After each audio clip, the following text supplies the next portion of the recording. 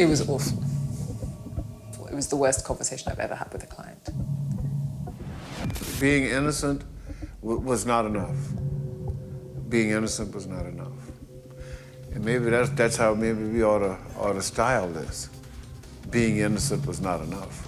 Today, we'll be diving into the stories of young individuals who, despite their innocence, have been forced to spend their entire lives behind bars for crimes they did not commit. From wrongful convictions to flawed evidence, racial bias, and coerced confessions, these cases expose the dark underbelly of our legal system. Get ready to be shocked and outraged as we explore the stories of innocent teens sent to life sentences. Santiago Morales. In the realm of wrongful convictions, few cases are as glaringly unjust as that of Santiago Morales. At number 8 on our list of innocent kids sentenced to life in prison, Santiago's story serves as a stark reminder of the flaws that can plague our justice system. In 1986, Santiago found himself at the center of a murder case, accused of taking the life of a 19-year-old man following a heated argument. Little did he know that this accusation would forever alter the course of his life. Despite maintaining his innocence from the very beginning, Santiago faced a relentless legal battle. Offered plea deals in exchange for admitting guilt, he steadfastly refused, knowing deep within himself that he was not responsible for the crime. With unwavering determination, he embarked on a journey of appeals, hoping that the truth would eventually prevail. However, Santiago's appeals were met with disappointment, as they were repeatedly denied. It seemed as though the system had turned a blind eye to the deficiencies that marred his trial. One of the most glaring issues was the lack of an appropriate interpreter, denying Santiago the ability to fully comprehend the proceedings and effectively communicate his defense. This language barrier further exacerbated the injustice he faced, but justice, though delayed, would not be denied. After spending approximately 5 years behind bars as an innocent man, a glimmer of hope emerged. The deficiencies in Santiago's trial could no longer be ignored. It was revealed that crucial evidence had been overlooked, and it became clear that another individual was responsible for the murder. The truth had finally come to light. In a moment of redemption, Santiago's conviction was overturned. The realization that he had been wrongfully imprisoned for a crime he did not commit was bittersweet. While he was relieved to be free, the scars of his wrongful conviction ran deep. The years spent behind bars had stolen precious moments of his youth, irreversibly altering the trajectory of his life. Santiago's resilience and unwavering spirit shone through even in the face of adversity. During his time in prison, he nurtured a burning desire to seek justice not only for himself, but also for others who had fallen victim to the same flawed system. He harbored dreams of becoming a lawyer, driven by a passion to help those who found themselves entangled in similar situations of injustice. The impact of Santiago's wrongful conviction extended far beyond his own life. It served as a stark reminder of the urgent need for reform within our justice system. The deficiencies that led to his wrongful imprisonment highlighted the dangers of relying solely on circumstantial evidence and the dire consequences of denying individuals a fair trial. Timothy Masters.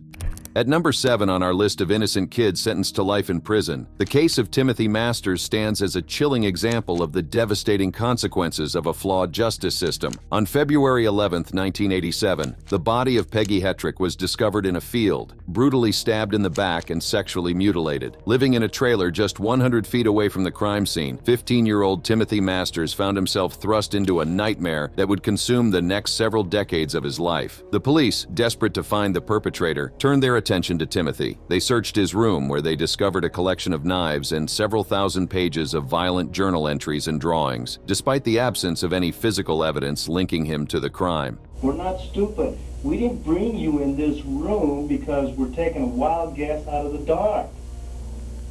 Do you seriously think we'd waste our time doing that? Would we bring you in here without some kind of proof? Did we collect this for nothing? Did we go through your room and find all these neat things about you for nothing and all these knives? Timothy was charged and convicted of Peggy Hetrick's murder. He was sentenced to life imprisonment without the possibility of parole, a fate that seemed unjust for a young man who maintained his innocence from the very beginning. DNA evidence. In a stunning turn of events, new advancements in forensic technology allowed for a re-examination of the evidence. The results were nothing short of a revelation. The DNA found at the crime scene did not match Timothy's, unequivocally proving his innocence. In a moment of redemption, Timothy's sentence was overturned, and he was finally set free. The weight of the wrongful conviction lifted from his shoulders, but the scars of his ordeal remained. The years spent in prison, robbed of his youth and freedom, were irreplaceable. However, justice was not yet complete. In recognition of the grave injustice Timothy had endured, he pursued legal action against those responsible for his wrongful conviction. The result was a landmark settlement of $5.9 million, a sum that sought to compensate him for the years stolen from his life. While no amount of money could fully restore what was lost, the settlement served as a powerful acknowledgement of the profound impact of wrongful convictions and the urgent need for reform within the justice system. Timothy's story serves as a testament to the power of DNA evidence in uncovering the truth and exposing the flaws in our legal system. His case highlights the dangers of relying solely on circumstantial evidence and the devastating consequences of wrongful convictions. It is a stark reminder that no one is immune to the failings of our justice system and that the lives of innocent individuals can be irreparably shattered by a single moment of injustice. In the aftermath of his release, Timothy has dedicated his life to advocating for criminal justice reform. He has become a powerful voice for the wrongfully convicted, using his own experience to shed light on the flaws within the system and to fight for a more just and equitable society. Timothy Masters' journey from wrongful conviction to redemption serves as a beacon of hope and a call to action. It reminds us of the urgent need to address the systemic issues that lead to innocent individuals being sentenced to life in prison. As we continue to explore the stories of innocent teens robbed of their freedom, let Timothy's case serve as a catalyst for change and a reminder that justice must prevail for all. Marvin Anderson. At number 6 on our list of innocent kids sentenced to life in prison, the case of Marvin Anderson stands as a chilling example of the profound flaws that can plague our justice system. In 1988, Marvin, a young African-American man, found himself wrongfully convicted of robbery, sodomy, abduction, and rape. The consequences of this unjust conviction would haunt him for years to come. You know you didn't commit a crime, but yet your life is in the hands of 12 people and a judge who just said, you did this crime. You don't know having where to go. I was mad, more or less, at our system. An all-white jury convicted Marvin on all counts, and he was sentenced to an unimaginable 210 years in prison. The weight of this sentence was crushing, as Marvin faced the prospect of spending the rest of his life behind bars for crimes he did not commit. The glaring racial disparities within the justice system were evident, as Marvin's conviction was based on the testimony of witnesses and circumstantial evidence. However, a glimmer of hope emerged when another man came forward in 1988, admitting under oath and in open court that he was the true perpetrator of the crimes for which Marvin had been convicted. This confession should have been a turning point, a moment of redemption for Marvin, but the judge who presided over the original trial refused to drop the charges, leaving Marvin trapped in a web of injustice. For the next 15 years, Marvin languished in prison, fighting for his freedom and the truth to be recognized. It took another 4 long and arduous years for the wheels of justice to finally turn in his favor. In a moment of redemption, Marvin was fully exonerated, his name cleared of any wrongdoing. The truth had prevailed, but the scars of his wrongful conviction ran deep. The impact of Marvin's wrongful conviction extended far beyond the years he spent behind bars. It robbed him of his youth, his dreams, and his freedom. The injustice he endured was a stark reminder of the urgent need for reform within our justice system. The racial biases and systemic flaws that led to his wrongful conviction must be addressed to prevent further injustices from occurring. While Marvin's release brought a sense of relief, it could never fully compensate for the lost years. The toll on his mental and emotional well-being was immeasurable. However, the fight for justice did not end with his release. Marvin became an advocate for criminal justice reform, using his own experience to shed light on the flaws within the system and to fight for a more equitable and just society. Marvin's story serves as a powerful reminder that no one is immune to the failings of our justice system. It highlights the urgent need for comprehensive reforms, including unbiased jury selection, improved investigative techniques, and the recognition of the impact of racial bias. The journey from injustice to freedom is a long and arduous one, but Marvin's resilience and determination serve as an inspiration to us all. Dennis Brown.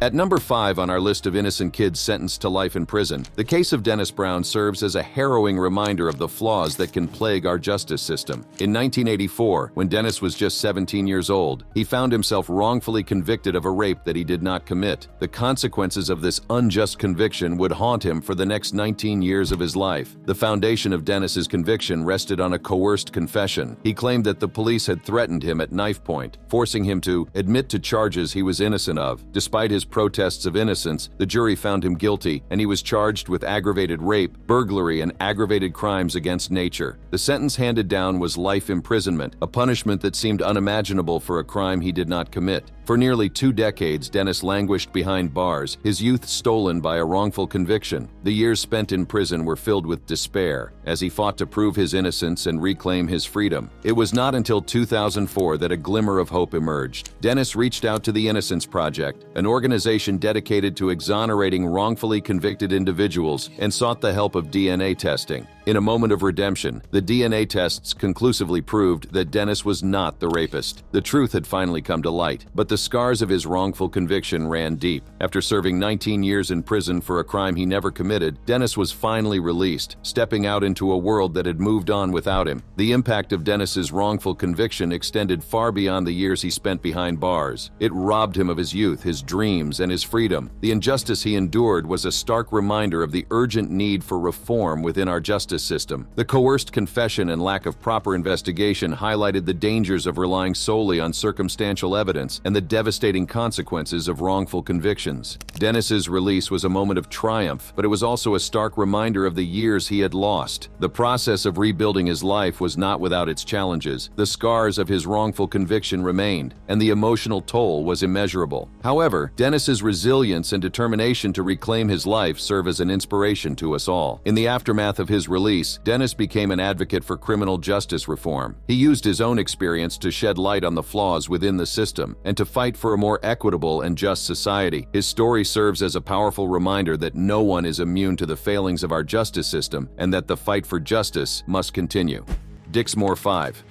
At number 4 on our list of innocent kids sentenced to life in prison, the case of the Dix Moore 5 stands as a chilling reminder of the grave injustices that can occur within our justice system. These 5 African-American men, aged between 14 and 16 at the time of their arrest, were falsely convicted of the rape and murder of 14-year-old Cateresa Matthews. Their story is a testament to the dangers of coerced confessions, the impact of racial bias, and the power of DNA evidence in uncovering the truth. During the intense and prolonged interrogations, 3 of the Dix Moore 5 gave false confessions. These confessions were coerced through physical abuse, threats, and manipulation. The vulnerability of these young men, coupled with the pressure from law enforcement, led to their wrongful convictions. Each of them received sentences of at least 80 years in prison, a punishment that seemed insurmountable for crimes they did not commit. For 2 decades, the Dix Moore 5 languished behind bars, their lives stolen by a system that failed them. But hope would emerge in 2011, when DNA tests conclusively proved that the semen found on the victim did not belong to any of the 5 men. The truth had finally come to light, and it was a moment of redemption for the wrongfully convicted. With the evidence of their innocence irrefutable, all charges against the Dix Moore 5 were dropped. After spending 20 years in prison for crimes they did not commit, they emerged as free men, ready to reclaim their lives. The weight of their wrongful convictions was lifted, but the scars remained. The years spent behind bars had robbed them of their youth, their dreams, and their freedom.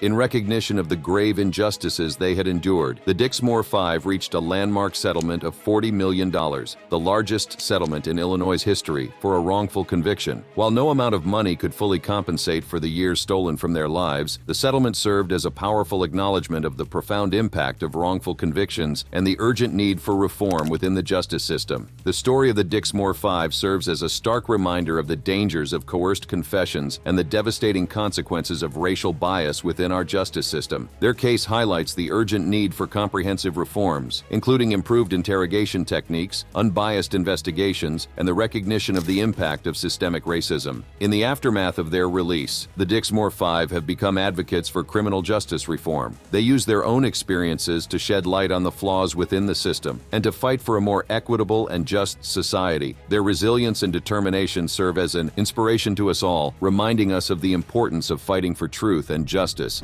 Thomas Hickmansworth. At number 3 on our list of innocent kids sentenced to life in prison, the case of Thomas Hickmansworth stands as a testament to the power of DNA evidence in uncovering the truth and overturning wrongful convictions. Thomas was arrested at the age of 18, accused of committing 4 violent rapes. Despite maintaining his innocence throughout his time spent in prison, he was convicted and sentenced to a total of 84 years behind bars. Little did he know that his life was about to be turned upside down by the discovery of new DNA evidence. Throughout his years in prison, Thomas steadfastly maintained that he was innocent of the crimes for which he had been convicted. He refused to let the weight of the wrongful conviction crush his spirit, holding on to the hope that one day the truth would prevail. That day came in the form of advancements in DNA testing. In a stunning turn of events, new DNA evidence emerged, pointing to Thomas's neighbor as the likely perpetrator of the crimes. The real perpetrator closely resembled Thomas, leading to the initial misidentification. The revelation of this new evidence was a moment of redemption, a glimmer of hope for Thomas and his supporters. In March 2011, after spending 27 long years in prison for crimes he did not commit, Thomas was finally exonerated. The truth had prevailed, but the scars of his wrongful conviction ran deep. The years spent behind bars had robbed him of his youth, his dreams, and his freedom. However, the fight for justice did not end with his release. In recognition of the grave injustice Thomas had endured, he was awarded a lump sum of $1 million as compensation for the years stolen from his life. Additionally, he received 2 types of pensions and a tuition grant to attend a community college. While no amount of money could fully restore what was lost, the compensation served as a powerful acknowledgement of the profound impact of wrongful convictions and the urgent need for reform within the justice system. Thomas's story serves as a powerful reminder of the dangers of relying solely on eyewitness testimony and the importance of utilizing advancements in forensic technology such as DNA testing to uncover the truth. His case highlights the urgent need for comprehensive reforms, including improved investigative techniques, unbiased identification procedures, and the recognition of the potential for misidentification. In the aftermath of his release, Thomas has become an advocate for criminal justice reform. He uses his own experience to shed light on the flaws within the system and to fight for a more equitable and just society. His resilience and determination serve as an inspiration to us all, reminding us of the importance of fighting for truth and justice. Christopher Abernathy. At number 2 on our list of innocent kids sentenced to life in prison, the case of Christopher Abernathy serves as a stark reminder of the dangers of coerced confessions and the devastating consequences of wrongful convictions. In 1984, a horrifying crime shook the community when the body of a 15-year-old girl was discovered behind a shopping mall. She had been brutally raped and stabbed to death. More than a year after the crime, the police brought in 18-year-old Christopher Abernathy for questioning, setting in motion a chain of events that would forever alter his life. After 40 hours of relentless interrogation, Christopher, a high school dropout with a learning disability, signed a confession stating that he had attempted to rape the girl and accidentally stabbed her with a pocket knife. The pressure from law enforcement, coupled with his vulnerabilities, led to his false confession. Despite the lack of physical evidence linking him to the crime, Christopher was eventually sentenced to life in prison. The jury, initially considering the death penalty, determined his fate based on his age at the time of the murder. For the next 28 years, Christopher languished behind bars, his life stolen by a wrongful conviction. The years spent in prison were filled with despair as he fought to maintain his innocence and hold on to the hope that one day the truth would prevail. That day came in the form of advancements in DNA testing. In a stunning turn of events, new DNA evidence emerged, completely exonerating Christopher of all charges. The evidence conclusively proved that he was not the perpetrator of the heinous crime. The truth had finally come to light, but the scars of his wrongful conviction ran deep. The years spent behind bars had robbed him of his youth, his dreams, and his freedom. In the aftermath of his release, Christopher faced the daunting task of rebuilding his life. The emotional toll of his wrongful conviction was immeasurable, but he refused to let it define him. In the aftermath of his release, Thomas has become an advocate for criminal justice reform, using his own experience to shed light on the flaws within the system and to fight for a more equitable and just society. While no amount of compensation could fully restore what was lost, Christopher received the support he deserved. His case garnered attention, and he was granted a lump sum settlement to aid in his transition back into society. This financial support, coupled with the support of organizations dedicated to helping the wrongfully convicted, provided him with the resources necessary to rebuild his life. Christopher's story serves as a powerful reminder of the dangers of coerced confessions and the importance of utilizing advancements in forensic technology such as DNA testing to uncover the truth. His case highlights the urgent need for comprehensive reforms, including improved interrogation techniques, unbiased investigations, and the recognition of the potential for false confessions. In the aftermath of his release, Christopher has become a beacon of hope and a catalyst for change. He uses his own experience to shed light on the flaws within the system and to advocate for a more equitable and just society. His resilience and determination serve as an inspiration to us all, reminding us of the importance of fighting for truth and justice. Giovani Hernandez.